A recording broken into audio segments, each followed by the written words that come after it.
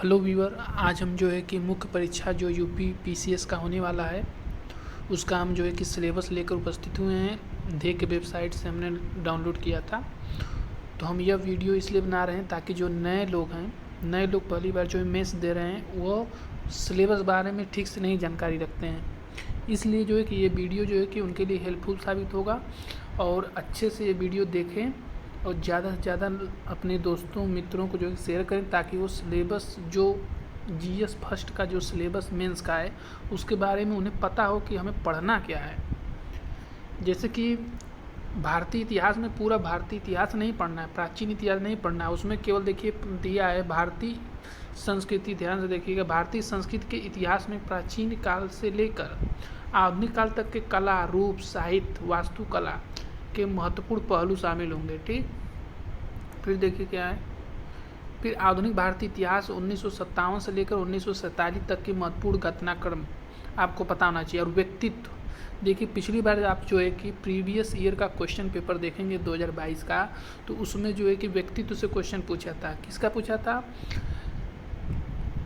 तिलक का, माननीय जो है कि लोकमान्य तिलक के बारे में पूछा था। उनका योगदान जो है राष्ट्रीय स्वतंत्रता संघर्ष में जो है योगदान पूछा था, उस टाइप का क्वेश्चन था। फिर समस्याएं क्या है, ठीक, ये 1957 से लेकर 1947 तक जो है आधुनिक भारत का इतिहास के विषय में जानना है, उनके घटनाक्रमों के बारे में जानना है, चरण के बारे में जानना है और स्वतंत्रता संग्राम इसके विभिन्न चरण देखिए दिया है।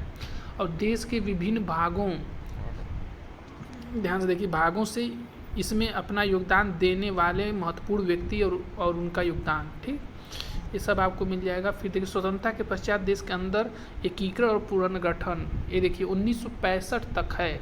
आपको 1957 से लेकर आधुनिक भारत का इतिहास 1965 तक पढ़ना है, जिसमें स्वतंत्रता के पश्चात देश के एकीकरण एवं पुनर्गठन प्रमुख है। ठीक, फिर देखिए विश्व के इतिहास में 18वीं शताब्दी से 20वीं शताब्दी के मध्य तक, ठीक ना। 18वीं शताब्दी मतलब क्या होता है? शताब्दी मतलब 100 साल। 18वीं शताब्दी जब कहेगा तो आपको 1700 से लेकर 1800 के बीच, बहुत लोगों को ये भी नहीं पता रहता है, नए लोगों को, कि हमें पढ़ना क्या है, शताब्दी क्या है। तो हम यह बताना चाह रहे हैं कि 1700 जब 18वीं शताब्दी कहे तो आपको बस इतना दिमाग में रखना है कि 1700 से 1800 के बीच पूछ रहा है।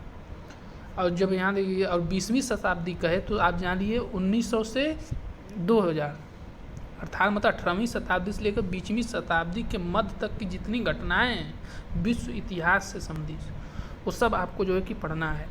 जैसे फ्रांसीसी क्रांति, 1789 औद्योगिक क्रांति, विश्व युद्ध, राष्ट्रीय सीमांकन, फिर सीमांकन देखिए, उपनिवेशवाद की समाप्ति, राजनीतिक दर्शन, शास्त्र, साम्यवाद, पूंजीवाद, समाजवाद, नाजीवाद, फांसीवाद, ये सब क्या था, ये सब पढ़ना है आपको। फिर आ जाएगा देखिए, फिर देखिए महिला,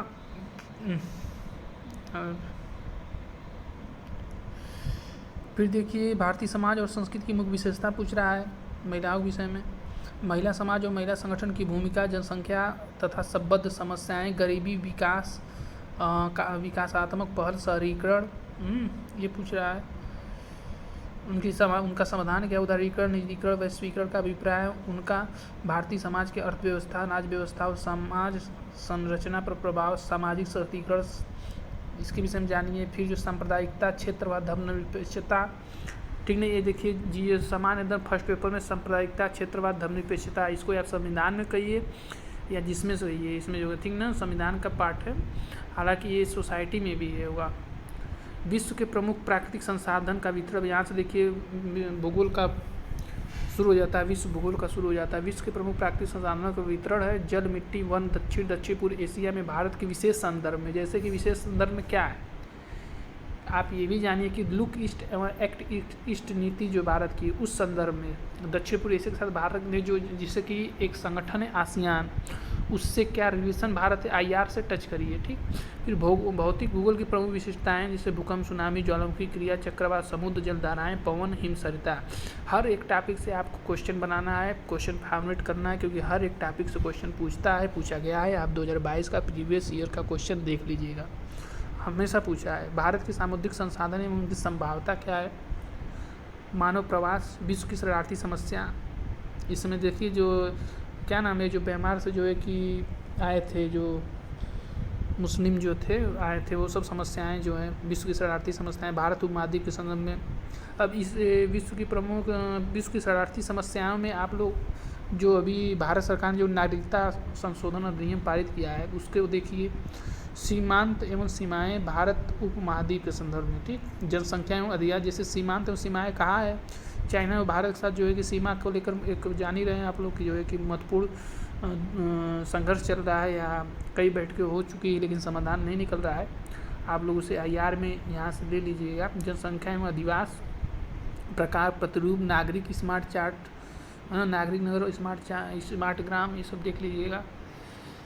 फिर देखिए दूसरा प्रश्न पत्र है, छोटा वीडियो बनाता हूँ, नेक्स्ट वीडियो में दूसरा प्रश्न पत्र बताऊँगा, इसको ज़्यादा से ज़्यादा शेयर करिए। दूसरा देख ही लीजिए। अब दूसरे में क्या है, दूसरे में देखिए दूसरे में संविधान का सबसे ज़्यादा मैटर दिया गया है। देखिए संविधान के विषय में सबसे ज़्यादा मैटर दिया गया है, इसे आप लोग ध्यान से देखिए।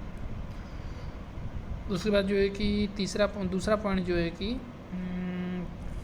स्वास्थ्य, शिक्षा, मानव संसाधन संबंधित सेवा के विकास प्रबंधन संबंधित विषय। फिर है गरीबी, भूखमरी है, गरीबी और भूख से संबंधित विषय और राजनीतिक व्यवस्था के लिए इनका निहितार्थ। और इसमें आप लोग जो है कि SDG सस्टेनेबल गोल जो है उसको जरूर देख लीजिएगा। शासन व्यवस्था, पारदर्शिता, जवाबदेहिता, महत्वपूर्ण पक्ष, गवर्नेंस, अनुप्रयोग, मॉडल, सफलताएं, सीमाएं, संभावनाएं, नागरिक चार्ट। इसमें देखिए नागरिक चार्टर दिया गया है। पारदर्शिता,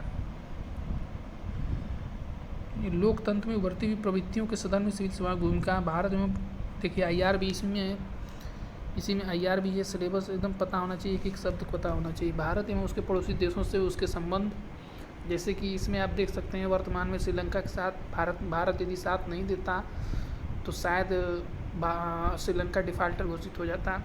पाकिस्तान के परिप्रेक्ष्य में देखिए और नेपाल के साथ देखिए जो इसमें वर्तमान में चल रहा है। ये तीन ठो इसमें करंट में श्रीलंका से संबंधित क्वेश्चन पूछा जा सकता है। श्रीलंका, नेपाल, बांग्लादेश इन और पाकिस्तान, 4 लोगों तो एकदम देख के जाइएगा आप लोग। फिर द्विपक्षीय क्षेत्रीय वैश्विक समूह, भारत से संबंधित अथवा भारत के हितों को प्रभावित करने वाले कारक, भारत के हित और प्रवासी भारतीयों पर विकसित एवं विकासशील देशों की नीतियों तथा राजनीति का प्रभाव देख लीजिएगा आप लोग। और पेपर से और UP का भी पेपर हम अगले वीडियो में बनाएंगे, इसलिए इसे ज़्यादा से ज़्यादा देखिए और इसका लाभ लीजिए।